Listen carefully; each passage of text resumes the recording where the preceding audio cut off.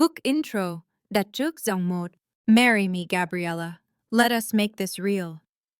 He was on his knees, the most feared man in New York, holding his grandmother's ring with trembling hands. But rewind 10 months.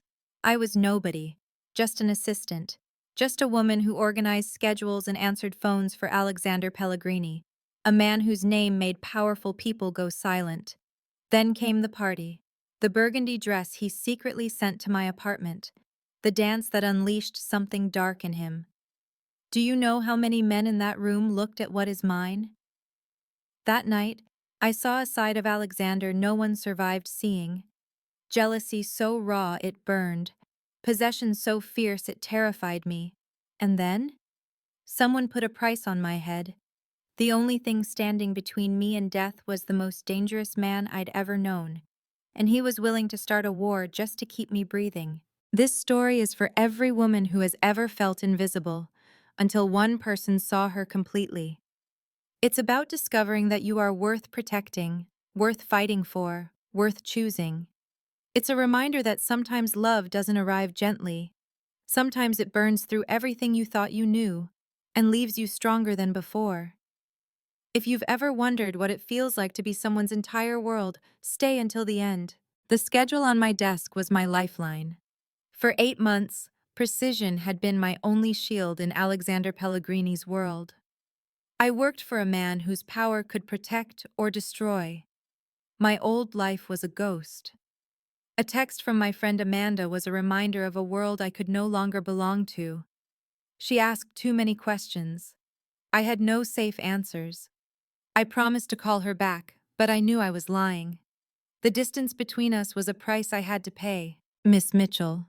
Alexander's voice was a low command. He stood in his doorway, a shadow of authority in a tailored suit. His dark eyes locked onto me. He never had to ask for anything twice. The guest list, he said. Again.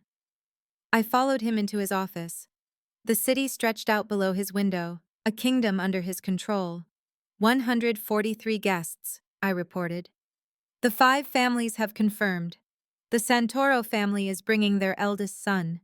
It was his first appearance since the trouble in Queens. Alexander nodded, pouring a whiskey. The security detail is set, I continued. 32 men on the perimeter. All staff have been vetted. Good, he said, his eyes on the city. He was silent for a moment. Stay by the main house tomorrow. Do not go wandering alone. It was an order, but it felt like protection. Is there a problem? I asked. He looked at me then. There is always a problem in this life, Gabriella. But you will be safe. I will make sure of it. Hearing my name from his lips was dangerous. It felt like a trap. He put his glass down. There is a dress for you at your apartment, he said. Wear that. You bought me a dress? It is appropriate attire for my assistant, he corrected. But his eyes told a different story.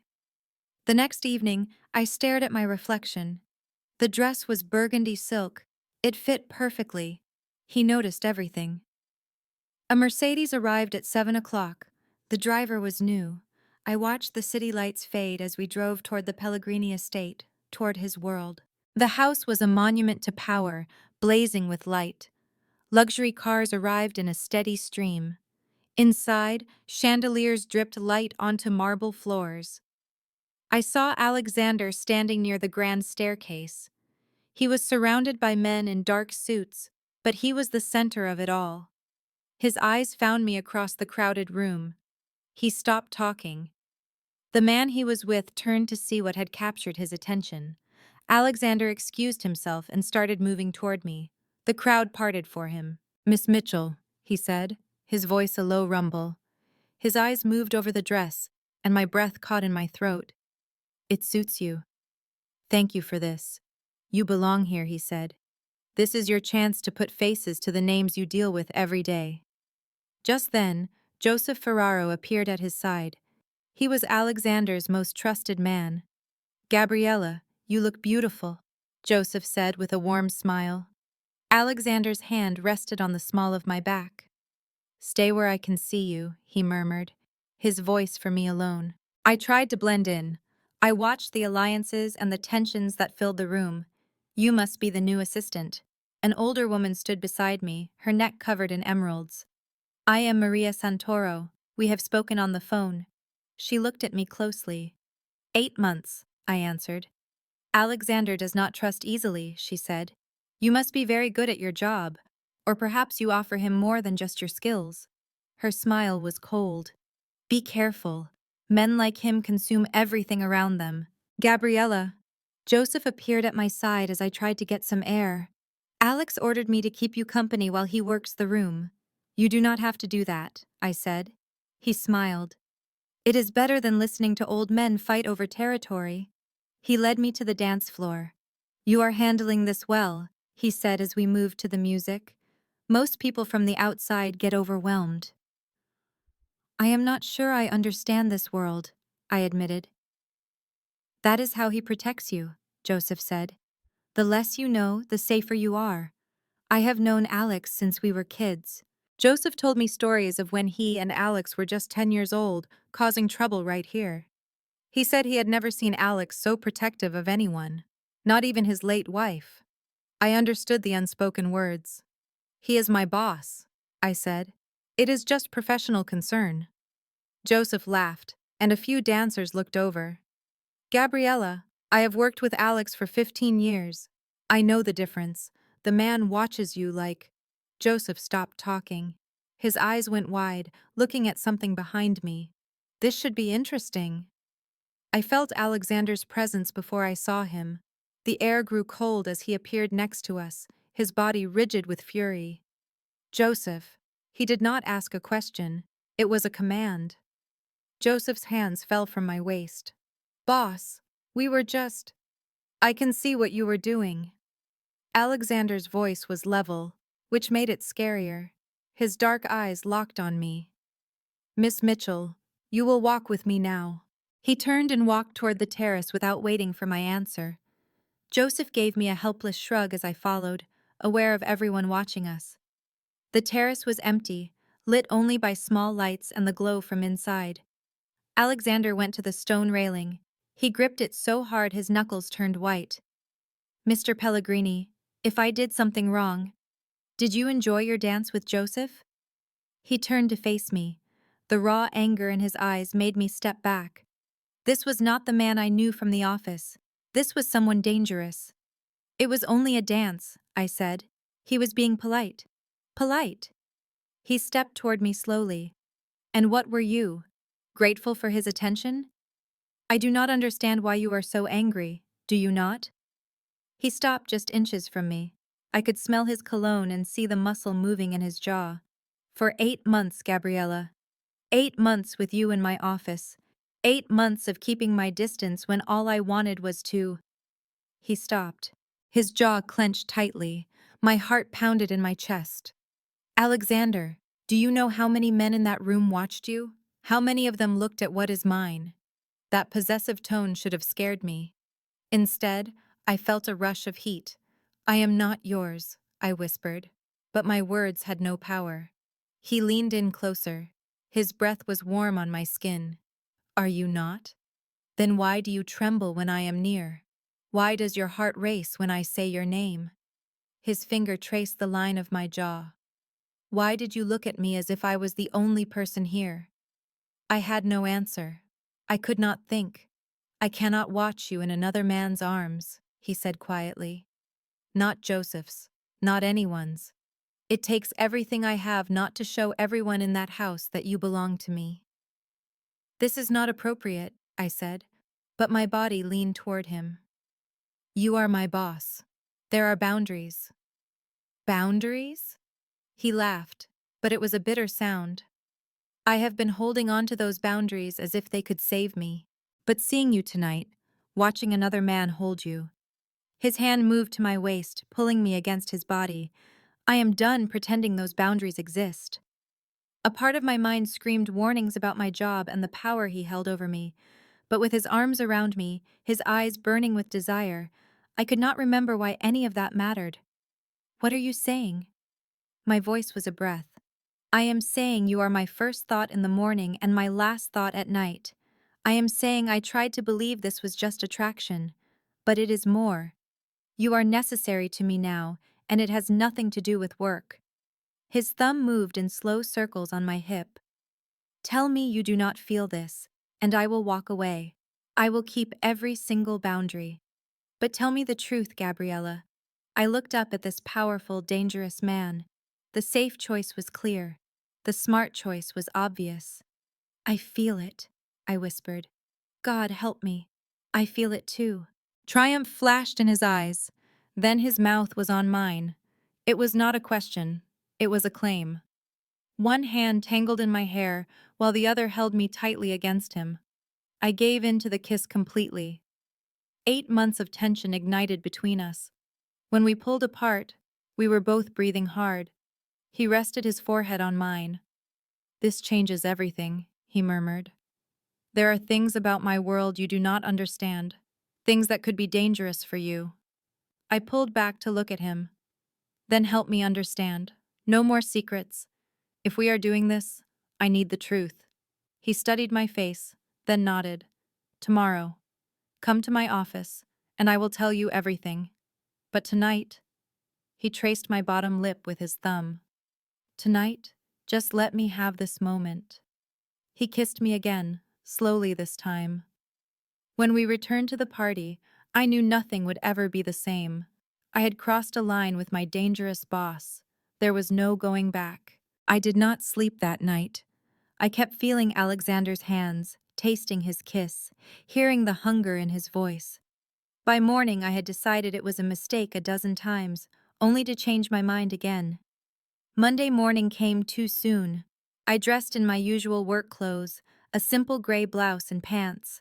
I prepared myself to face him, not knowing if he would be the man from the terrace or the cold businessman.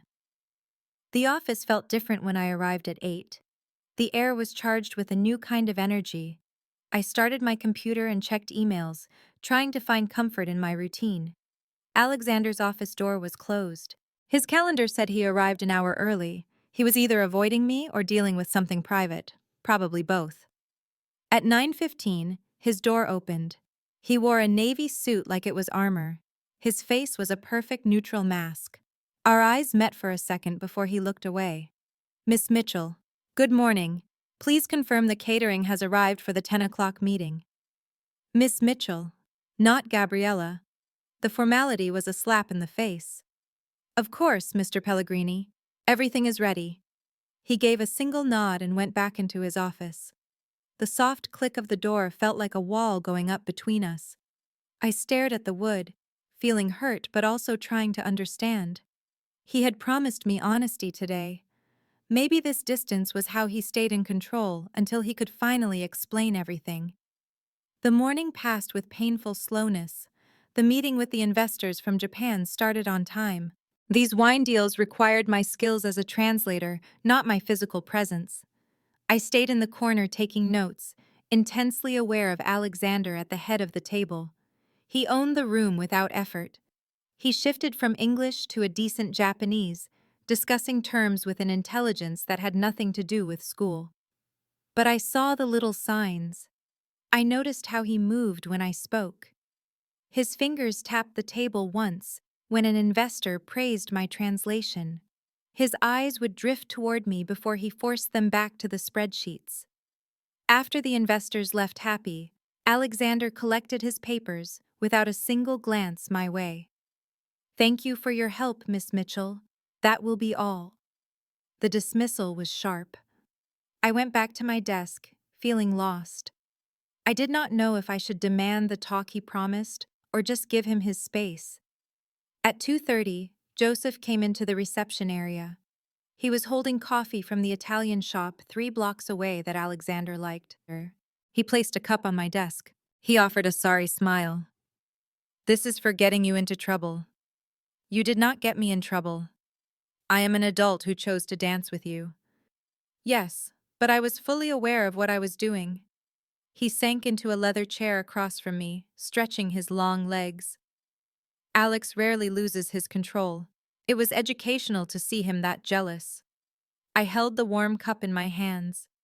He has barely said a word to me today. I think he regrets last night. He does not regret it.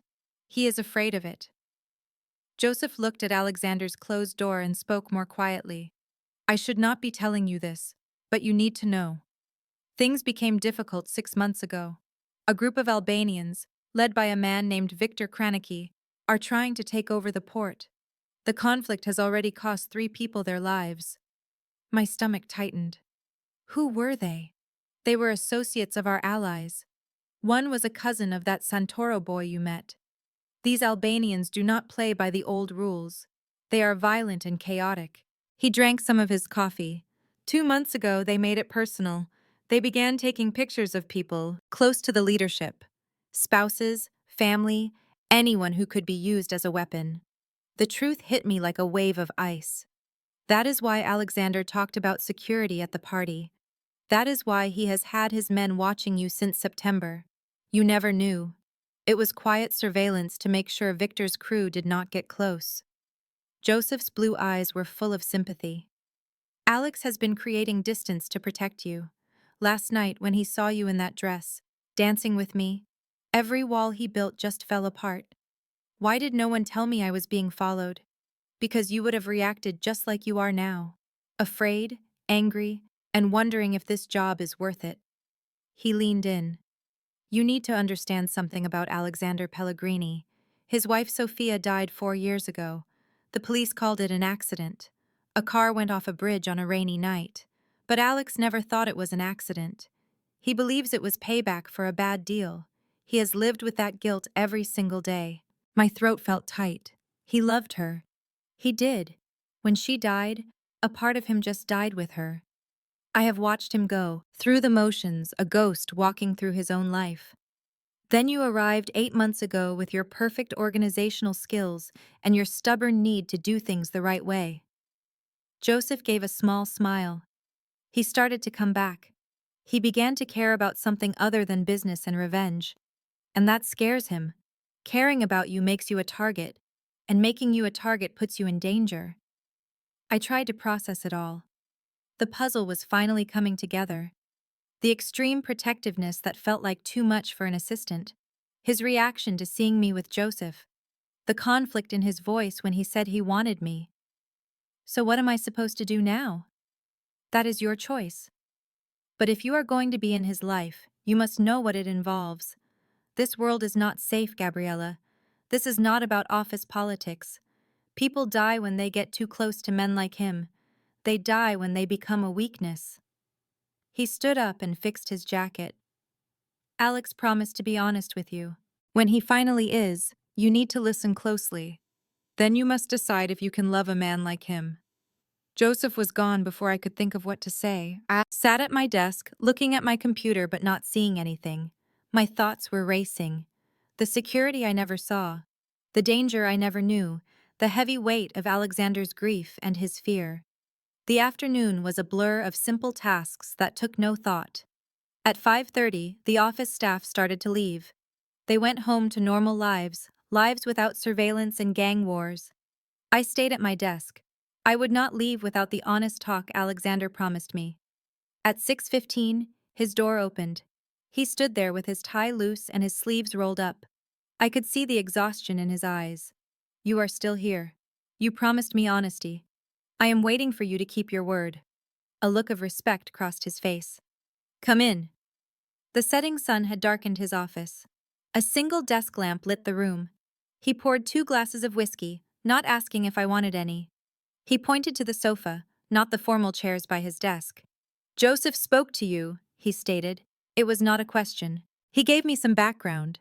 He told me about threats I did not know about and protection I never asked for. I took a drink of whiskey and felt the burn. Why did you not tell me?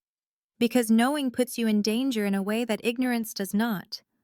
If Victor's men saw you as just my assistant, you were safer than if they knew the truth.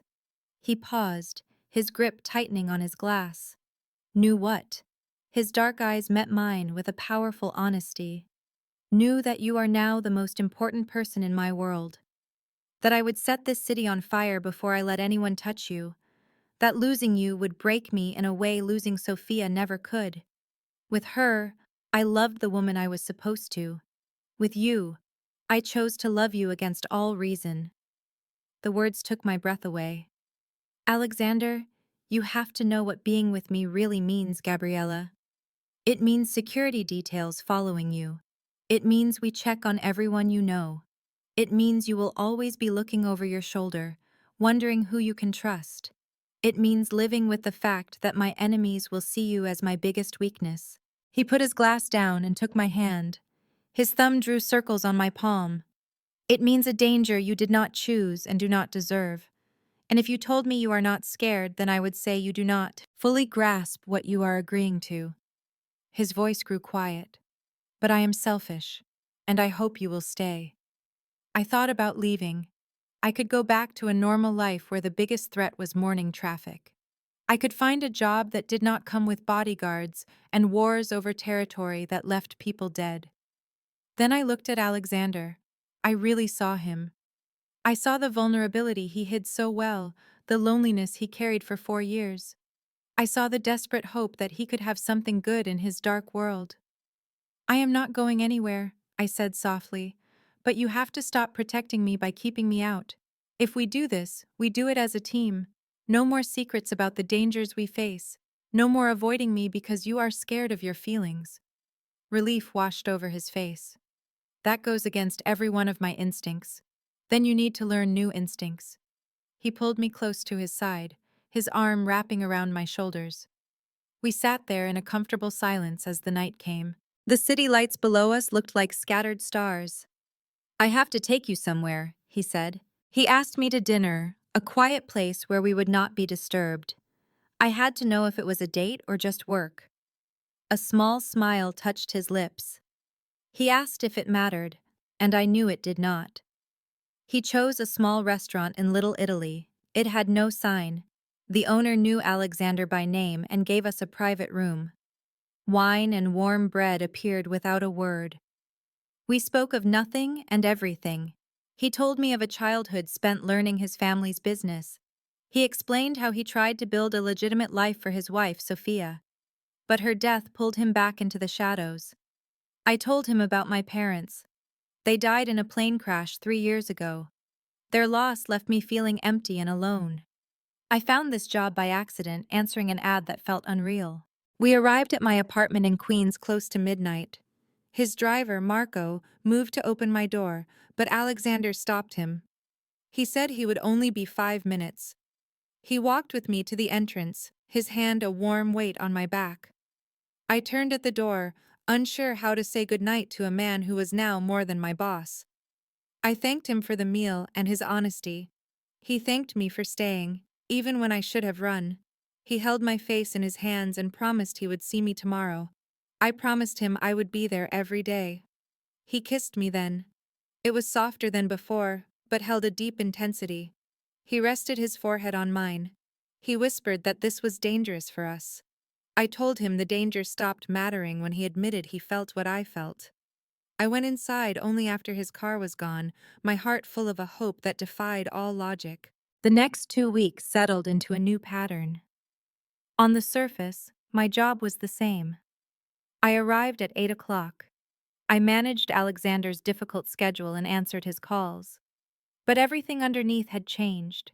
He no longer saw me as just an assistant. He started asking for my opinion during important meetings. He listened when I saw problems or offered different ideas. He included me in calls with the Santoro family, asking what I thought of their tactics. One afternoon, he stood behind my chair while we reviewed reports. His hand rested on my shoulder. He told me I had good instincts, that I could read people. He said that was a rare skill in his world. I told him I just paid attention, completely aware of his touch. Most people only see what they want to see, I said. You truly observe. He leaned in, his voice low. It is one of the many things I find fascinating about you. These small moments became our new normal. A quiet touch in his office, long dinners where he was treated like a king.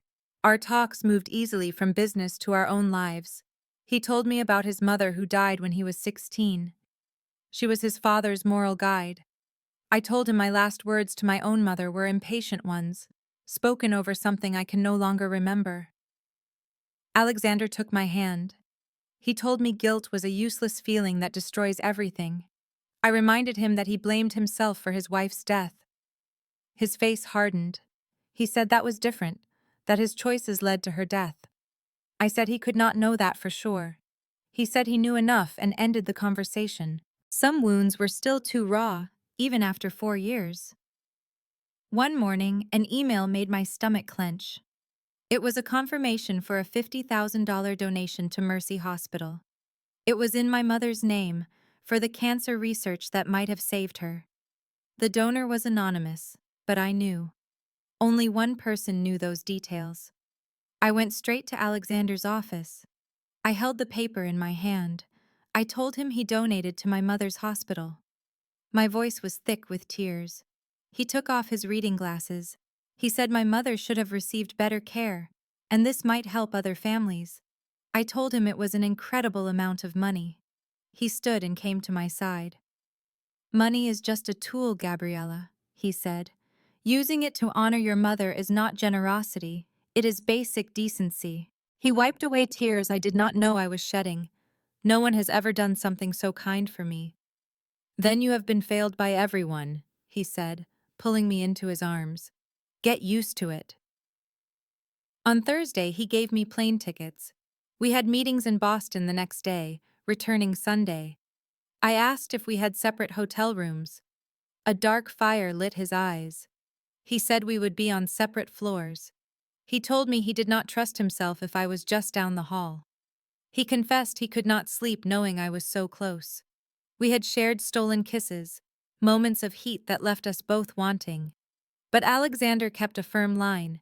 He said I needed to understand his world before we crossed it. Boston was cold and wet. The hotel was pure luxury.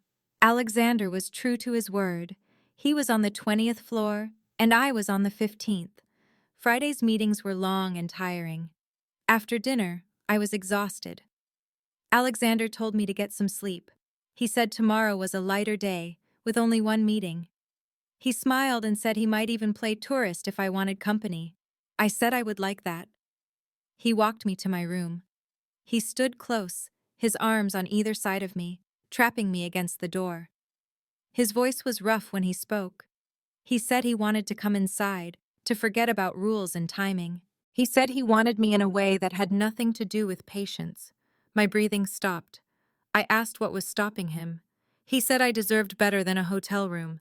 He said that once he had me, he would never let go. His forehead touched mine. He told me his world was about to become much more dangerous. He said I needed to see that reality first. I asked how it could be more dangerous. Get some sleep, Gabriella. He kissed me, a deep and final claim. He told me to meet him on the rooftop at 6 in the morning and to bring a jacket. Then he was gone. I spent the night awake, my mind filled with confusion and desire. At 5:45, I took the elevator up. Alexander was already there, holding a cup of coffee. The sun was just starting to rise. In jeans and a sweater, he looked different.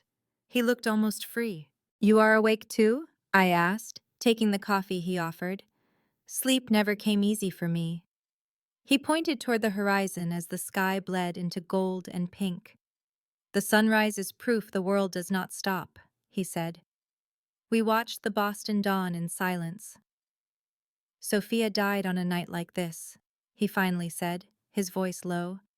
Rainy, cold. She drove home from a charity event I missed for work. Her car went over a bridge. His knuckles whitened around his cup. The police ruled it an accident. Bad weather, but things did not add up. Her brake lines looked tampered with, but they called it impact damage. A witness saw a car following her, but it vanished. You think she was murdered? I asked softly. I know it. I just could never prove by whose order. He turned to me.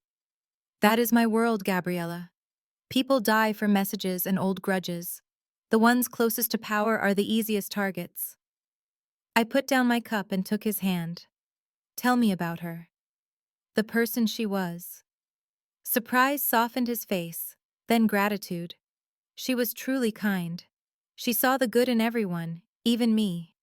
She believed I could build something legitimate, something away from all the violence. Did you love her? I asked. Yes. It was a love built on respect and affection. We had a good life.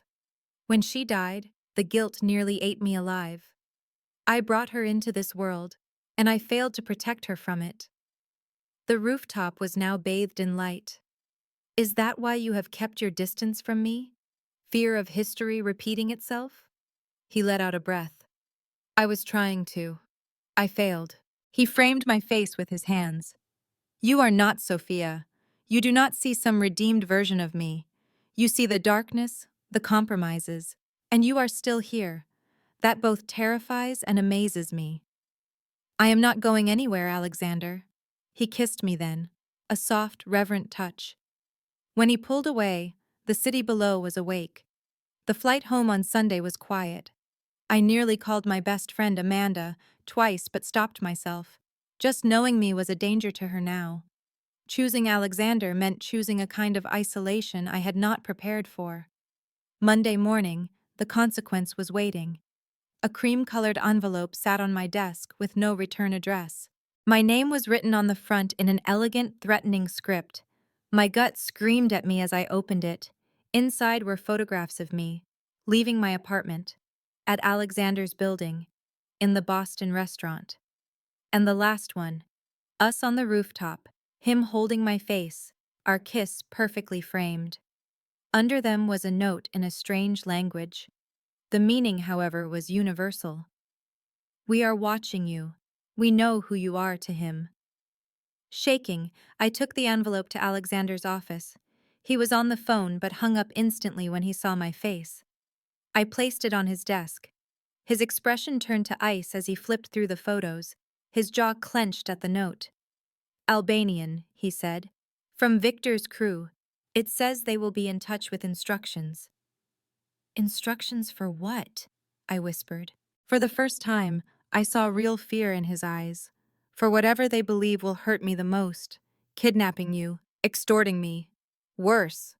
The abstract threat became a cold, sharp reality. They had been following me for weeks. The security you mentioned, I said, my voice surprisingly steady. How long have they been watching? Since early September. I put a team on you then, without your knowledge. If you knew, you would have acted cautiously, and they would have known you were important. He came around the desk and held me. This is my fault. I should have stayed away. I pulled back. Do not say that. No more secrets. Tell me everything. Who is Victor Kresnicki? He studied my face for a long moment. He nodded slowly. Sit down. For the next hour, he laid out the brutal truth. Victor Kresnicki's Albanian crew was trying to take over the New York port operations, territory controlled by 5 Italian families for generations. 3 men were already dead in the conflict. The Albanians ignored the old codes. They went after civilians and used extreme violence to send their messages. Victor was known for his sadism. Why have not the families joined together to stop him? I asked. They are trying, but Victor has deep resources from Eastern Europe, and the families are divided. Some want to negotiate, others want war. That division is what Victor exploits, Alexander explained. It keeps us on the defensive. I saw the strategy clearly, so by targeting me, he distracts you. Precisely. If I am worried about you, I am not focused on the war. And if he captures you, he gains leverage that could break our entire alliance. Strangely, the talk of my own kidnapping did not make me panic. A cold calm settled in. What are my options? I asked. He looked surprised. I can give you a new identity and send you far away from here. You would be safe, but you would have to leave everything behind. The other option is to accept my protection. A secure location, constant armed security, and zero freedom until Victor is neutralized. I thought about what it would mean to just run away. I was in too deep. I loved Alexander, even when I knew I should not. If I left now, I would be saving myself. But he would be alone. He would face dangers that now included me. I want your protection, I said. But I have conditions. His eyebrows lifted. You are negotiating with me. You said I have good instincts. Trust them. Let me be part of the decisions that affect my own life. I will not be hidden away like something fragile. If I am in this world, my eyes will be open and my voice will be heard. He stared at me for a long time. Then a look of pride crossed his face. Agreed. But the security is not negotiable. You will go where I tell you. If my men say it is not safe, you will listen. I need to know you are protected even when I am not there. I can accept that. He pulled me into a tight embrace. I am going to end this, he said into my hair. Victor and his entire crew, whatever it takes.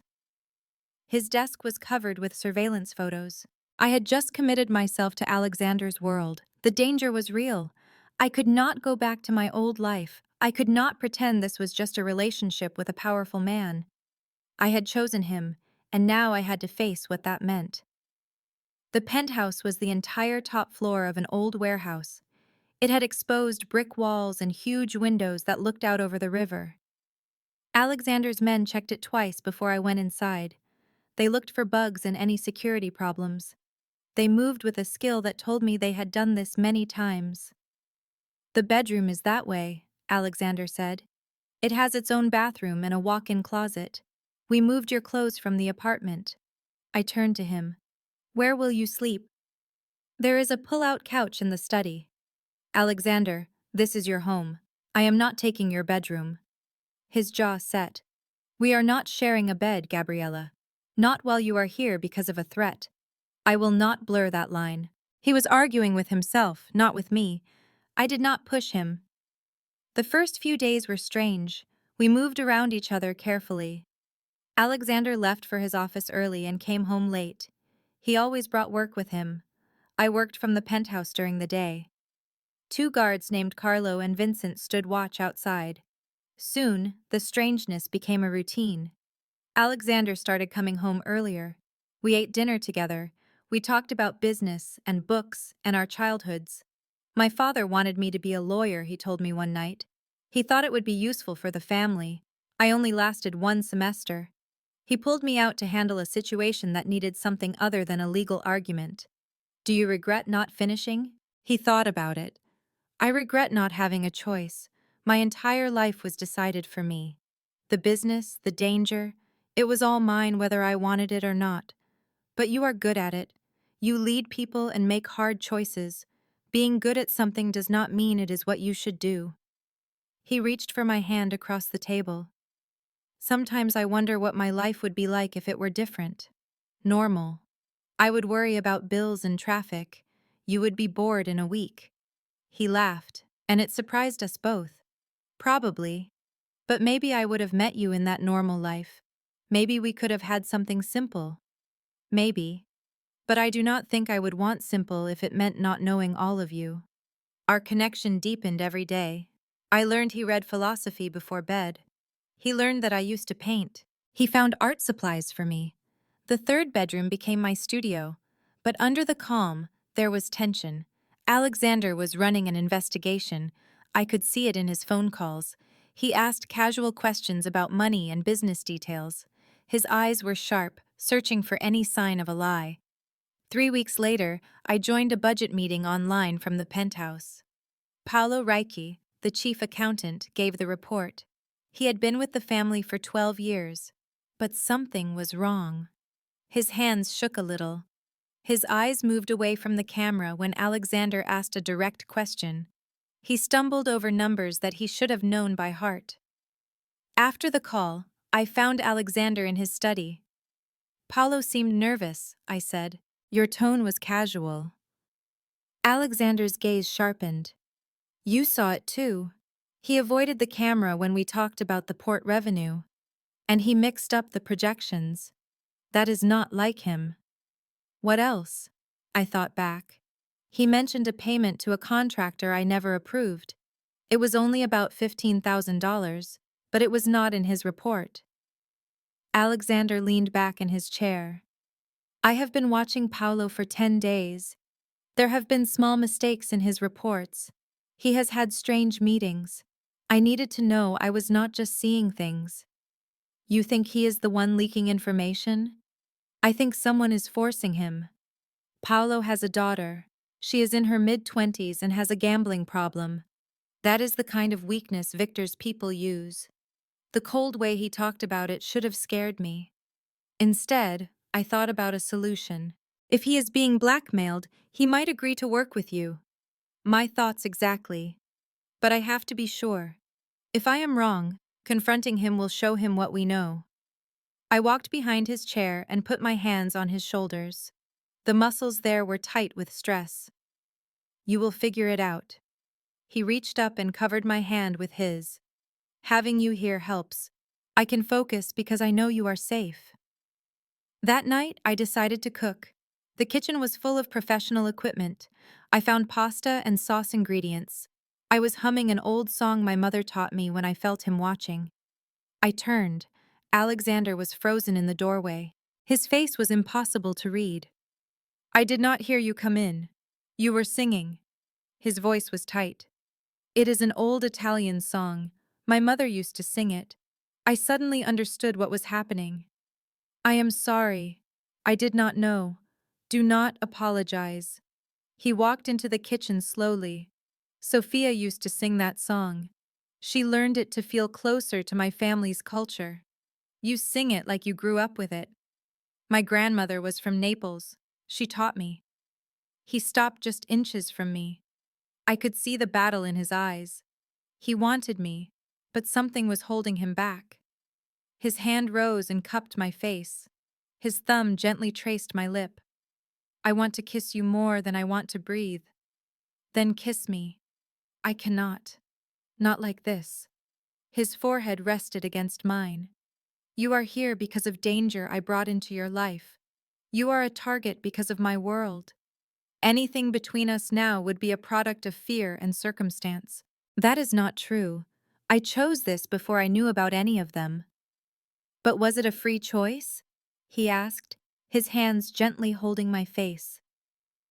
I need to know that you choose me, Gabriella.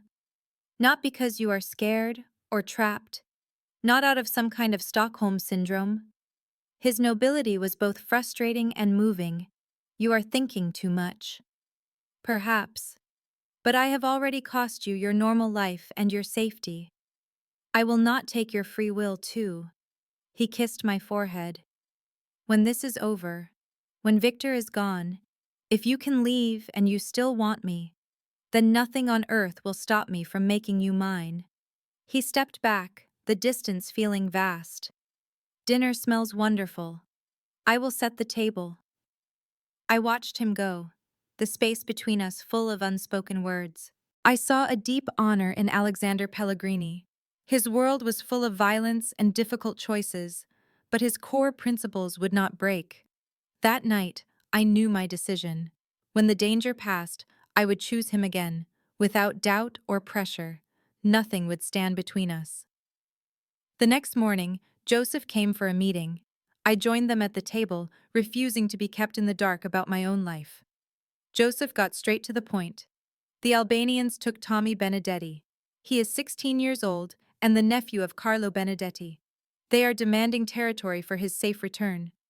My stomach tightened. I asked if they would actually free the boy. Joseph said probably not. This was Victor's way. He makes demands, takes what he wants, and then kills the hostage to show his power. Joseph's face was hard. He said Carlo's family could not fight this alone. They were a small operation. They did not have the means for a war. Alexander's jaw was tense with anger. He knew Victor was targeting them for that reason. It forced him to either help a weaker ally or abandon them. Both choices had consequences. I asked him what he would do. He said he would help, but with caution. Victor wanted an emotional reaction. Alexander needed to be smart.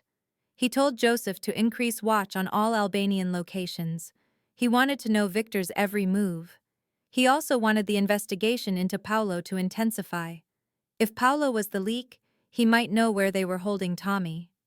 Joseph confirmed they were already tracking Paolo's communications. He had a secret second phone they were now monitoring. After Joseph was gone, I knew the truth. Alexander would try to save the boy, but Tommy Benedetti was likely already gone. Victor did not keep people alive. I should have been horrified by this cold reality. Instead, I understood it. This was the world Alexander lived in, a world without room for false hope. I told him I was sorry he had to carry such burdens. He said he was sorry I had to carry them now too. He held me close, his arms a circle of safety. He promised me it would end soon. He would make sure I could live without fear. In his embrace, I accepted all of him. The man who was gentle and the man who ordered violence. I chose him, despite the danger and the darkness. Paolo Ricci arrived at the penthouse that Wednesday. Two of Alexander's men brought him in. They looked ready for violence. The accountant was pale and sweating. He knew why he was there. Alexander told him to sit. His voice was cold. I stood by the windows watching everything. This was the moment Alexander had been preparing for. Paolo started to make excuses. Alexander's voice was dangerously quiet. He asked Paolo to explain the second phone. He asked about payments to fake companies. He asked why Paolo had been feeding information to Victor Kresnicki for 3 months. Paolo broke down. He said they had his daughter. She owed them $200,000 from gambling debts. They threatened to hurt her if he did not cooperate. Alexander asked why he had not come to him for help. Paolo said he was ashamed. Alexander considered him for a long moment. He said he would give Paolo a choice. He could leave in a body bag, or he could become a double agent. Paolo looked up in shock. Alexander said he would pay the $200,000 debt. His daughter would get clean. In return, Paolo would keep feeding information to Victor, but it would be the information Alexander wanted Victor to have. He would help them win the war. In exchange, his daughter would live. Paolo asked why he would do this. Alexander said he was more valuable alive, and his betrayal came from fear, not greed. That meant he could be managed. But Alexander's eyes grew hard. He warned Paolo very clearly. If he betrayed him again, his daughter would die first. Then he would die. Paolo swore he would not fail him again. Alexander sent him to Joseph to begin their plan. After he left, I told Alexander his choice was strategic, not just merciful. Alexander agreed. He explained that Paolo knew details about Victor's operation. More importantly, Victor once boasted about how he seized power. I felt a chill.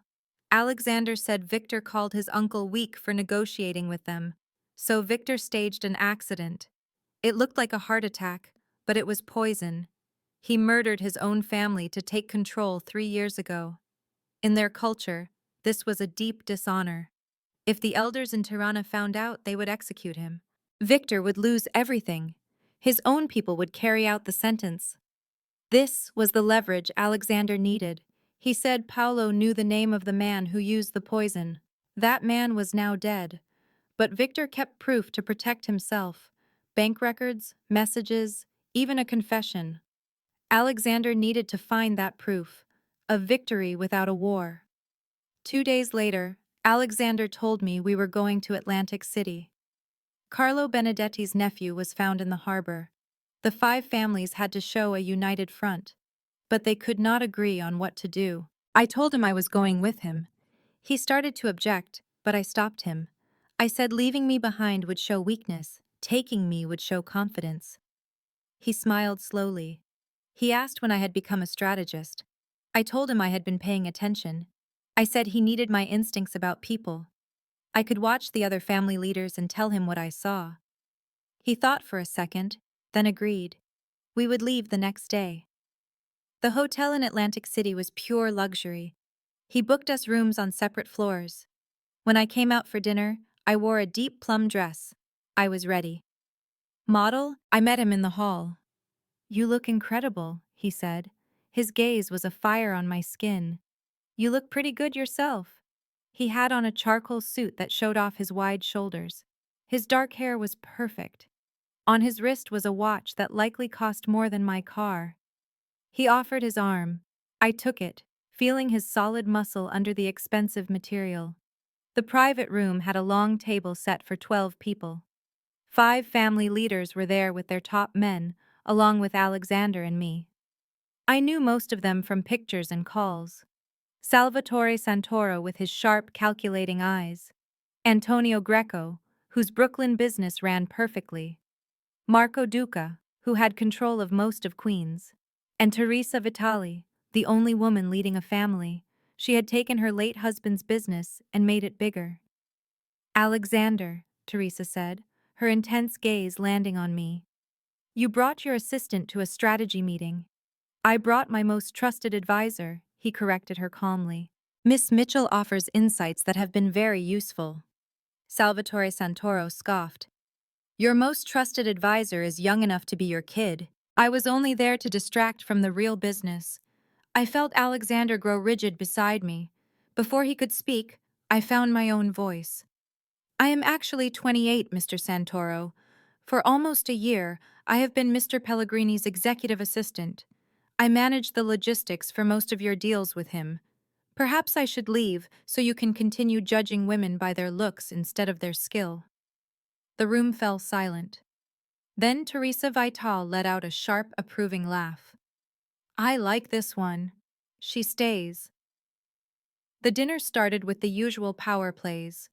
Salvatore wanted an immediate coordinated strike on Albanian locations.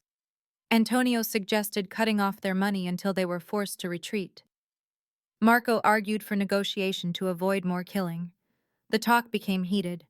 Antonio and Marco clashed hard. Your mistake, Marco said, is that you always take on too much. You want land you cannot control. And your problem is fear dressed up as common sense, Antonio replied. You would bargain with anyone to avoid taking a stand. I saw their argument was shifting focus away from Victor. This was what the Albanian wanted. Division disguised as strategy. Gentlemen, I said. My quiet voice cut through the argument. Everyone looked at me. Alexander nodded, letting me continue.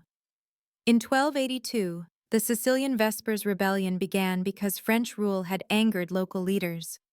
But the uprising was not triggered by a shared hatred.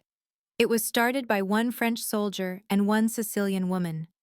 That single event gave separate groups a shared reason to fight. They won because they focused on one thing. They removed the outside threat before settling their own fights. Viktor Krasnicki is your outside threat. He has no respect for your rules. He killed a 16-year-old boy just to send a message. If you cannot put aside your own fights to stop him, you are giving him the win. He will take you down one by one while you fight over territory.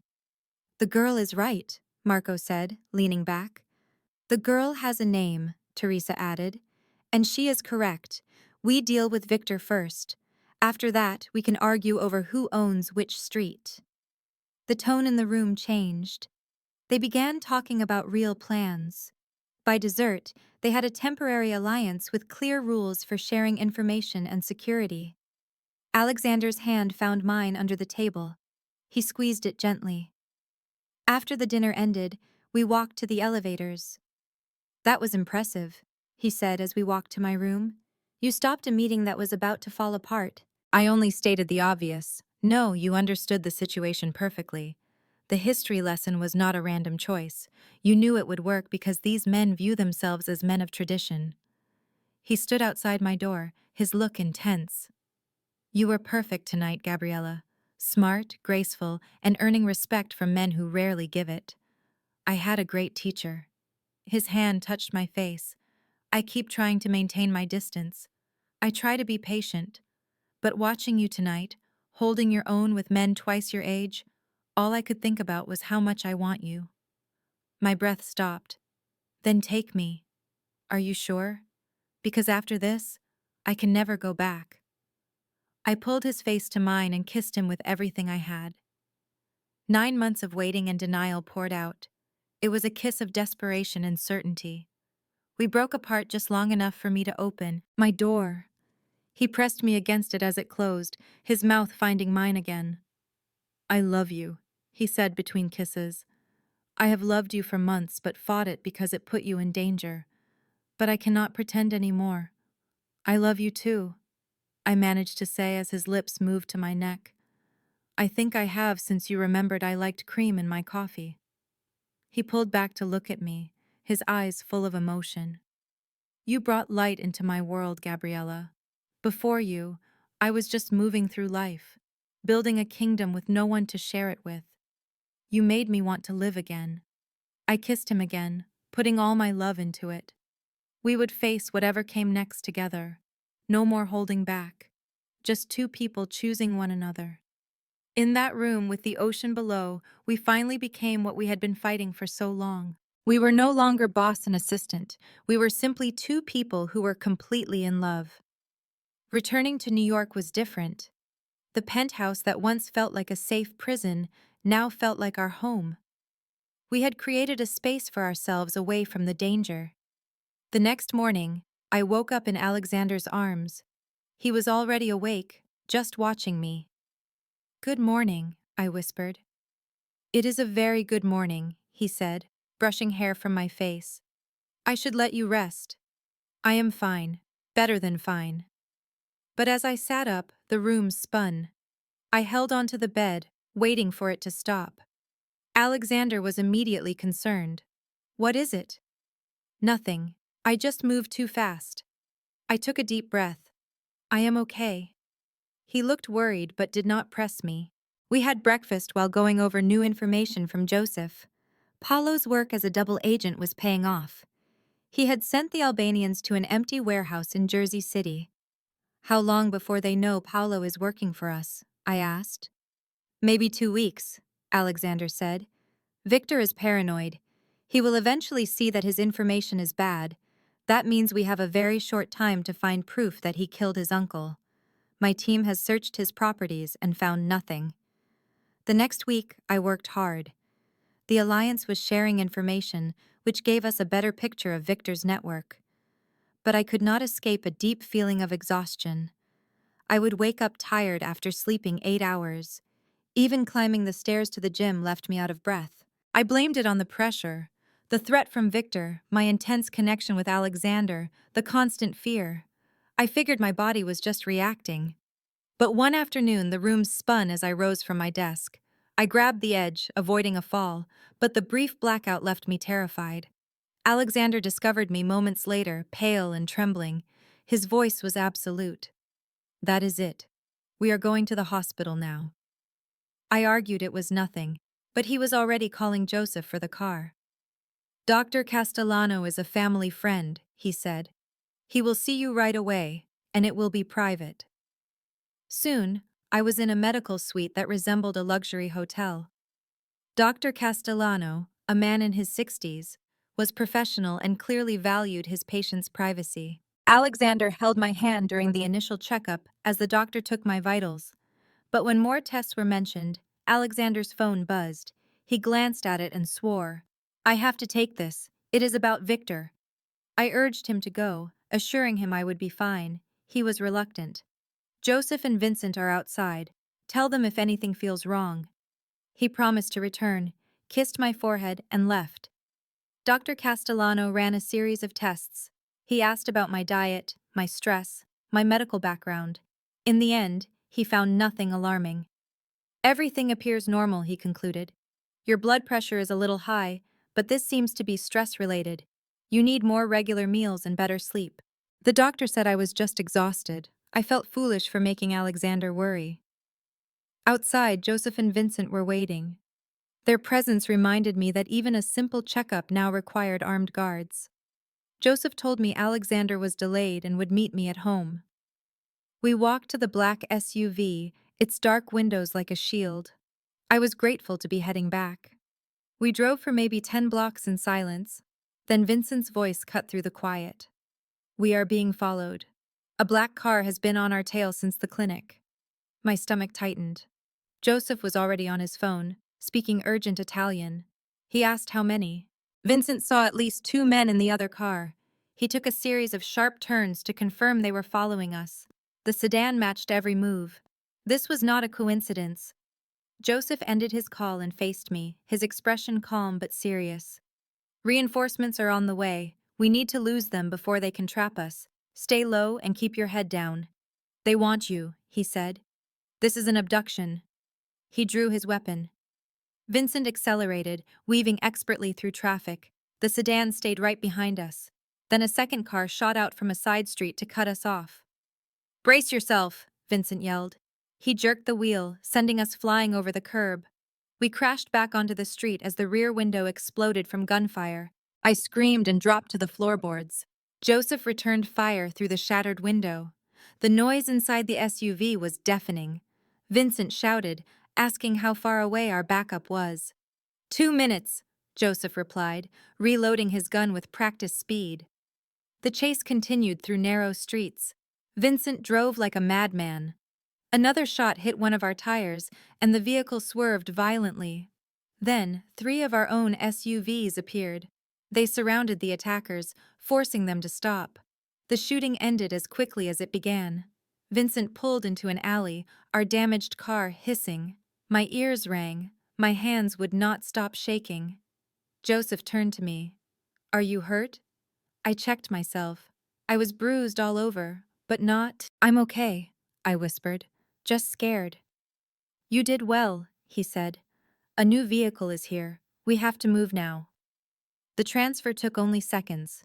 Guards formed a circle as Joseph rushed me into a new SUV. This time, we were in a full convoy. My phone rang. It was Alexander.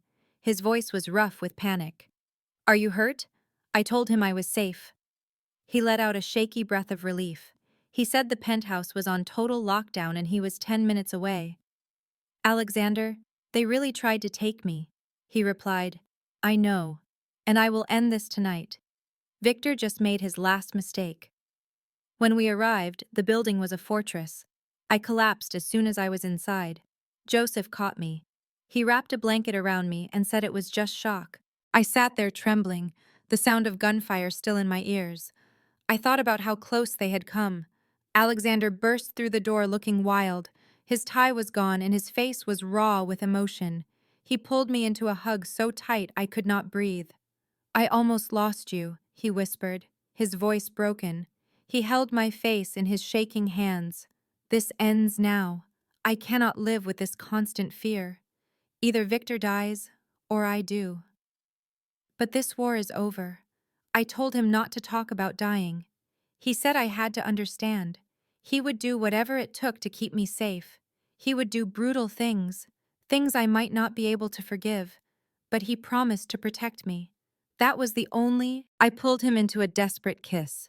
When we parted, I looked straight at him. "I am not going anywhere. I choose you, Alexander. I choose this dangerous life. Do what you need to do. End this war, then come back to me." Relief flooded his face.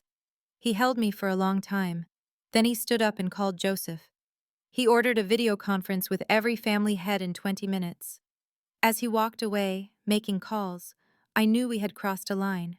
I had just given him permission to do whatever darkness was required. The plan came together over the next 2 days.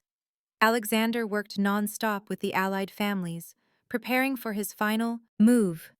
He changed from a tender lover into a cold general. Paolo, one of his men, set the trap. He spread a rumor that Alexander was ready to negotiate a surrender. The meeting was set at a neutral warehouse. Alexander knew Victor would come. His pride would not let him miss the chance to see me surrender in person, he explained. "Victor will bring about 12 men. We will have 30 waiting." He said he wanted to avoid a bloodbath, but he would end it no matter what. That night, Alexander sent me to a secure office building instead of the penthouse. Joseph commanded my security team there. Alexander placed a small earpiece in my ear. "You will hear everything," he said. "But if you hear shooting, Joseph will get you out immediately." I told him I hated that he was walking into danger. He held my face. "I have never had someone to come home to before. That changes everything. I have too much to lose to be reckless now." He gave me a long, deep kiss that was both a promise and a goodbye. "Come back to me," I begged. "Always," he whispered. Then he left. Joseph and I sat in a dark room, watching monitors that showed the empty warehouse.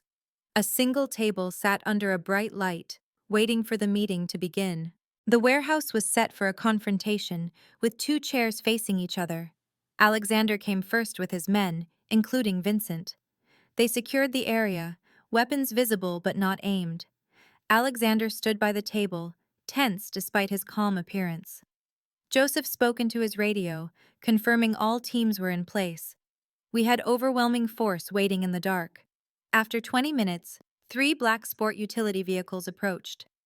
Victor Kresnicki stepped out of the middle one. He was shorter and thicker than Alexander, with a hard face marked by a scar. His expensive suit only made him seem more menacing. 8 armed men surrounded Victor, their eyes scanning every shadow. Victor's gaze met Alexander's. A cold smile formed on his face. "Pellegrini," his accented voice came through my earpiece. "You seem tired." Alexander's tone was ice. "Let us dispense with the posturing, Kresnicki." They sat down like 2 kings at a chessboard. Victor stated his terms. Full control of the ports in Brooklyn and Queens, a 20% share of Manhattan's shipping revenue, and the girl. My blood ran cold. Alexander's expression remained a mask, but his fingers clenched. "The girl is not part of this." Victor's smile grew. "She is now. She will be my insurance that you honor our deal. Or perhaps I just want to take something you love." "You are not getting her," Alexander said. "Propose new terms." Victor leaned back, enjoying the moment. "No, those are my terms."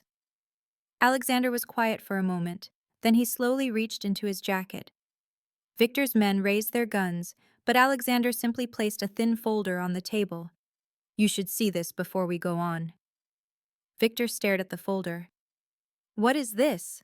Alexander told him to open it. One of Victor's men flipped it open. Through the camera, I saw the man's face drain of color. He looked through the papers, his expression shifting from anger to fear. "Where did you get these?" Victor demanded, his confidence gone. "Does it matter?" Alexander replied. "I have bank records and testimony. Proof that you poisoned your Uncle Anton 3 years ago to take his place." Victor shot to his feet. "These are fabrications." Alexander remained calm. "The Council of Elders in Toronto will not think so. I have already sent copies to them. They are quite interested in evidence that you betrayed the oldest laws of your people. Killing family for power is the ultimate sin." Victor was cornered. "I am offering you a choice," Alexander continued. "Permanent exile. You disappear with enough money to live well. Or I release this evidence, and your own people hunt you down for the blood debt you owe." The warehouse fell silent. Victor's men began to exchange uneasy looks, their loyalty now poisoned by doubt. Victor's hand twitched toward his gun. In a flash, one of his men aimed at Alexander. Vincent fired twice, and the man fell. A tense silence followed. Then Victor slowly raised his hands. "Smart," Alexander said. His forces began to emerge from the shadows, a clear display of overwhelming power. Victor's remaining men knew they were outmaneuvered. Their leader had been exposed as a traitor to their code. "How do I know you will let me leave?" Victor asked, his voice weak. "You have my word," Alexander replied, "which, unlike yours, has meaning. A plane to Sao Paulo is waiting for you."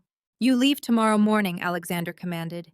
"You never come back. You live a quiet life, or you die at the hands of those you betrayed." After a long pause, Victor nodded, defeated. "I accept."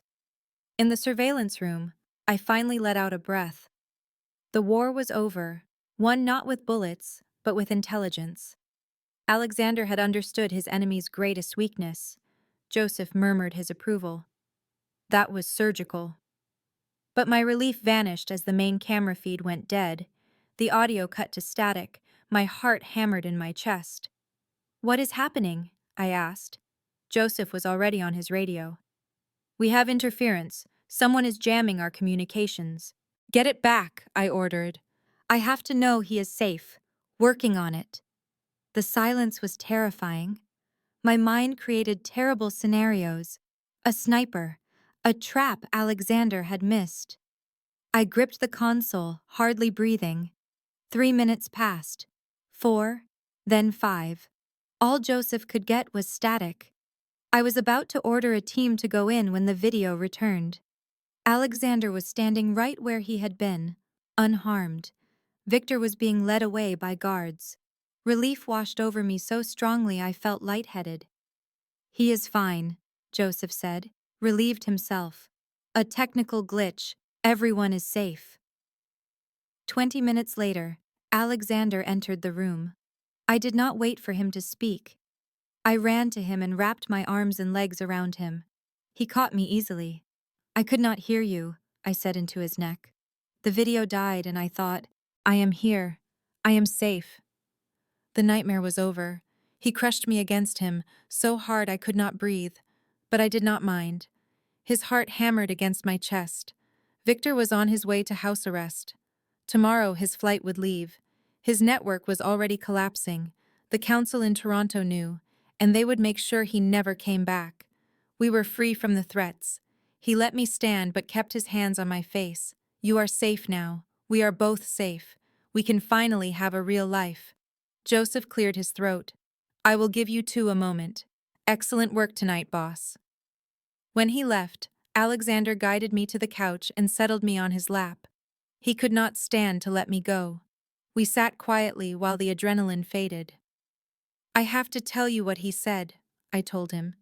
"He wanted me as part of the deal." "That was never an option," Alexander said. "I would have burned down the city before he touched you." "I know. But hearing him talk about me like a piece of property made it all so real. This is your world. People are just tools. You are not a tool. You are everything to me." His arms grew tighter. "Every risk I took tonight was to make sure you could live without being afraid. I do not care about territory or power. I only care about coming home and knowing you are safe." I turned to look right at him. "So what happens now?" "Now we go home. We start building the life we want, not the one we were forced into." He kissed me then, a kiss full of possession and relief that we had both survived. And in his arms, I understood loving Alexander Pellegrini meant accepting all of him. The darkness and the light, the violence and the tenderness. It was not a fairy tale. It was real and messy and built on a foundation that would horrify people. But it was ours. And that made it perfect. 3 months passed in a blur. Victor Kranicki boarded a flight to Sao Paulo with armed guards. Within days, his organization broke apart. The other families absorbed what was left. The Albanian council in Tirana agreed to the new terms. There would be no revenge. The war was officially over. My own role changed almost at once. 2 weeks after Victor was gone, Alexander called a meeting. When I walked in, he pointed to the seat beside him, not the assistant chair. "Miss Mitchell proved herself essential during this fight," he told the other leaders. "Her strategic mind and diplomatic skills led to our success. I am promoting her to strategic consultant. She will take part in all planning." Salvatore Santoro, who had once questioned me, nodded. "The girl who quoted history to us deserves this. I have no objection." Teresa Vital gave a sharp smile. "It is about time you made it official, Alexander. She has been doing the job for months." Just like that, I was an advisor. The change was real. Alexander wanted my opinion on deals. He asked me to join sensitive calls. He valued how I understood people. I had found my place not just through love, but through skill I had earned under pressure. The Tribeca penthouse was our home, but one Saturday he drove me to the Upper West Side. He stopped in front of a renovated brownstone on a quiet street. "What do you think?" he asked. "It is beautiful. Who owns it?" "We do, if you want it." He said he bought it 5 years ago but never sold it. It had 4 bedrooms and a garden. It was a home, not a fortress. He was offering me a normal life. "I want it," I said. We moved in 2 weeks later. Joseph helped with the move, joking that he had become my personal mover. The brownstone had a warmth the penthouse lacked. It had exposed brick, hardwood floors, and windows that let in the sun.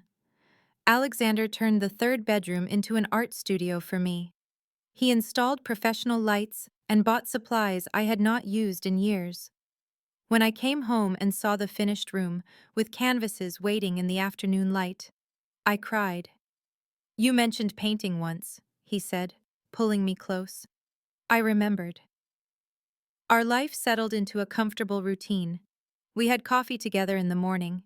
He went to his office, and I worked from home. At dinner, we talked about everything from contracts to what food to order. We spent quiet evenings reading on the couch. Joseph became a true friend. He came for Sunday dinners, bringing wine and funny stories.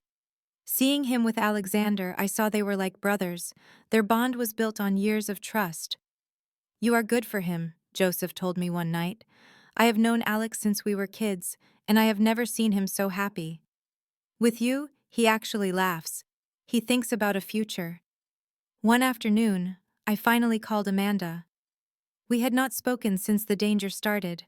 I needed to explain. "Gabriella." Her voice was careful.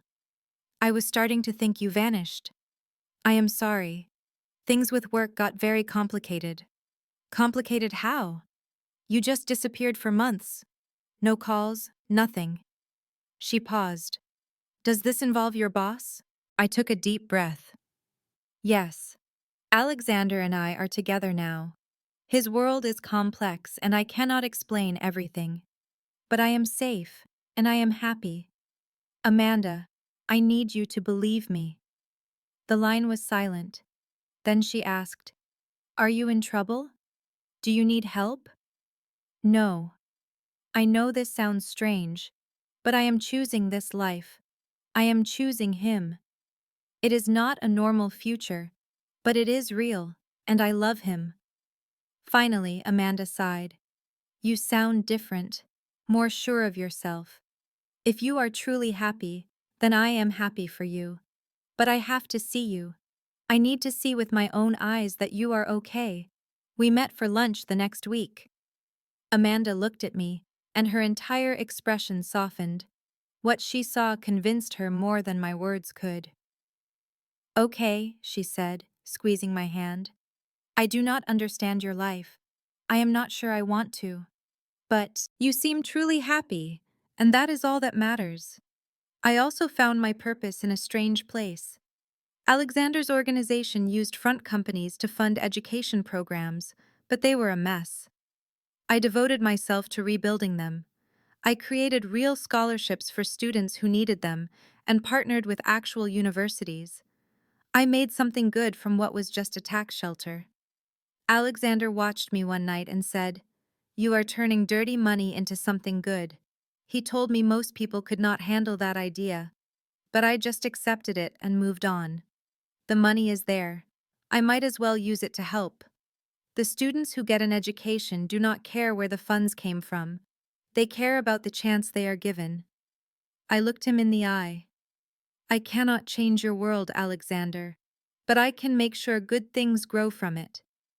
He pulled me close, his face filled with pride. "This is what I mean. You have changed everything for me. Before you, power was only a tool to get more power. You showed me a different way. Are you really thinking about going legitimate?" "Slowly, of course. Not all at once, but changing your focus." He explained that the shipping business could be made legal. So could some of the real estate and the restaurants. It would take years, maybe even a lifetime. But the Pellegrini name could one day mean something other than crime. The hope in his voice filled my heart. "I do it for us, for our future, for children we might have one day. They deserve better than to inherit a legacy of violence." He kissed me. "You gave me a reason to want that future, Gabriella. That is a gift I can never give back." Then one warm evening in early May, Alexander came home looking nervous. I had never seen him that way. He told me he would cook dinner, which meant he ordered food from our favorite Italian place and pretended he made it. I played along, both curious and amused. After we ate, he took me into the living room. He had lit candles and placed white roses everywhere. Their fragrance was delicate. "What is all this?" I asked, my heart starting to beat faster. "Gabriella Mitchell." He said my full name, holding both of my hands. His dark eyes were fixed on mine. "10 months ago, you came into my life, and it was never the same. You were a light in the darkness I lived in for so long. You taught me that power without a reason is empty, that love matters more than territory or respect." He let go of one hand and took a small velvet box from his pocket. I held my breath. "You have seen the worst of me, the violence, the compromises, and all the darkness of this world. And you still chose to stay. Not because you felt trapped, but because you saw something in me to love. He opened the box. Inside was an old ring with a diamond in the center. It belonged to my grandmother. She was married for 60 years to a hard man in a dangerous world. I always thought she was the strongest woman I knew, until I met you. Tears were now falling freely down my face. He took the ring out. Marry me, Gabriella. Let us make this real. Build this future with me, knowing everything it involves. Give me the honor of being your husband. I will spend forever making sure you never regret saying yes. Yes. The word was choked with emotion. Yes, of course. Yes. He placed the ring on my finger. It fit perfectly because he had somehow learned my size without me knowing. Then he held me so tight I could feel his heart pound against my chest. I love you, he whispered into my hair, more than I ever thought I could. You are everything to me. I love you too. All of you. Especially the complicated parts, because they made you who you are. We stood there for a long time, holding on to each other. Finally, Alexander pulled away. He looked at the empty floor. Dance with me. There is no music, so we will make our own. He pulled me close again, one hand on my waist, and we swayed to the rhythm of our hearts. There was no jealousy this time, no calls from his men, no emergencies. It was just two people who had found one another in an impossible situation, deciding to build a life from passion and a deep understanding. I thought of the first time we met, when Alexander had watched me dance with Joseph, full of rage. We had come so far from that moment of angry possession to this moment of secure love. The path had been violent and frightening, but also beautiful. "What are you thinking?" Alexander asked. He could always read my mind. I would do it all over again, every single dangerous choice, because it led me to you, to us. Even knowing what you know about my world? He asked. Especially knowing it. There were no false hopes, only the truth, and a love that was strong enough for anything. He kissed me then, a kiss full of promises. Dancing in our living room, my new ring shining in the candlelight, I realized that happily ever after was not about being perfect. It meant picking each other, every day. Despite the danger and all the reasons it should not work, we had built something true. Our bond was formed in danger and made stronger by complete honesty. Whatever was coming next, we would face it as a team. We were not boss and assistant, or protector, and the one he protected. We were equals who had seen each other at our lowest and still chosen to love. The music we danced to played only for us, and it was the best sound I had ever heard. The end. If this story stayed with you, drop a comment. What moment gave you chills? I read every single one, and I'd love to hear from you. Hit that like button if you believe in love that chooses you completely. Subscribe and turn on the notification bell so you never miss another story. And if there's someone who needs to hear this message today, share it with them. A story can heal what words alone cannot. Thank you for staying with me until the very end.